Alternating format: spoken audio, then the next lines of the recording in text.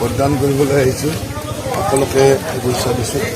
বতৰ প্ৰতিকূল যদিও ৰাইজৰ উৎসাহ আছে আৰু মই ভাবোঁ যে গৈ আহিছে ৰাতিপুৱা অলপ বেছি বেয়া আছিল, কিন্তু ৰাইজৰ যিটো উৎসাহ ৰাইজে 100% ভোটদান কৰক। গণতন্ত্ৰৰ স্বাৰ্থত ভাল স্বাৰ্থত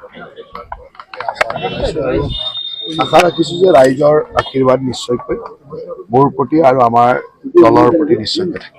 বৰষুণে কিছু বিধি পথালি দিছে, বৰষুণে বিধি পথালি দিলেও ৰাইজৰ কিন্তু উৎসাহ কমা নাই। এতিয়ালৈকে মই অলপ আগতে যিটো খবৰ লৈছিলোঁ সেই খবৰ মতে আমাৰ নলবাৰীত প্ৰায় 21-22% ভোটদান এতিয়ালৈকে হৈছে।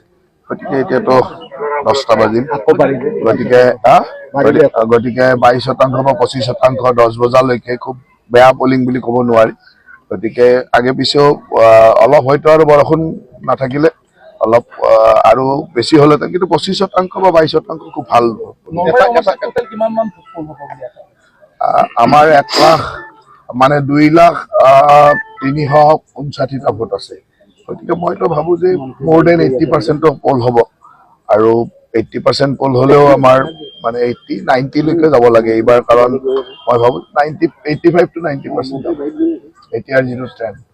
নিৰ্বাচন বুলি ক'লে এটা বিশেষ অনুভৱ থাকে, কি ক'ব? নিৰ্বাচন বুলি ক'লে ভাল লাগে, এটা উৎসৱমুখৰ পৰিৱেশ হয় আৰু সকলোৱে গণতন্ত্ৰৰ স্বাৰ্থত সকলোৱে ভোট দিবলৈ আহি, আৰু মই যোৱা সময়ত এইবাৰৰ নিৰ্বাচনটো ৰাইজক খুব উৎসৱৰ দৰে উদযাপন কৰা দেখিছোঁ।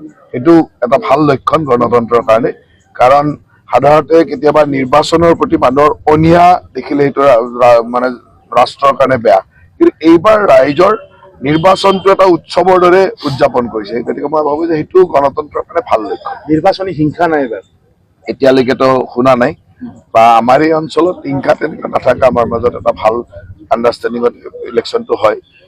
2-এটা ঠাইত অকণমান 2-4টা ঘটনা ঘটিছে যদিও তেনেকুৱা মানে বহুত মাৰাত্মক হিংসাৰ ঘটনা আমি পোৱা নাই। ধন্যবাদ।